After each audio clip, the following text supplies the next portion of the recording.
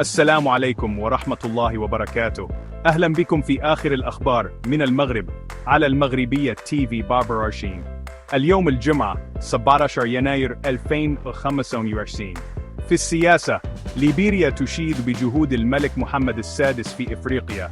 وزيرة الشؤون الخارجية الليبيرية سارة بيسولو نيانتي أشادت بجهود الملك لتحقيق السلام والتنمية المستدامة. أما في كوت ديفوار، وزير الخارجية الإيفواري يثمن الشراكة الاستراتيجية مع المغرب. الوزير أشاد بجهود الملك لفائدة السلم والاستقرار والتنمية في إفريقيا. ننتقل إلى الاقتصاد. البنك الدولي يتوقع نمو الاقتصاد المغربي بنسبة 3.9% في عام 2025. هذا يعكس تحسناً ملحوظاً في الأداء الاقتصادي الوطني. في أخبار الرياضة، نادي الوصل الإماراتي يعلن تعاقده مع الحارس المغربي أنس الزنيتي لتعزيز صفوفه في المنافسات المقبلة.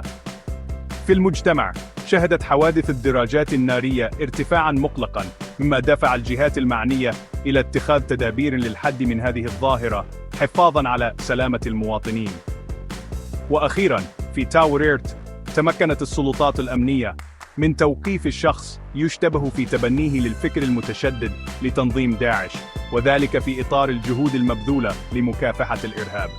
لمزيد من التفاصيل يمكنك زيارة المغربية تي في 24 على صفحتنا الرسمية على فيسبوك. شكرا لمتابعتكم. سلام عليكم.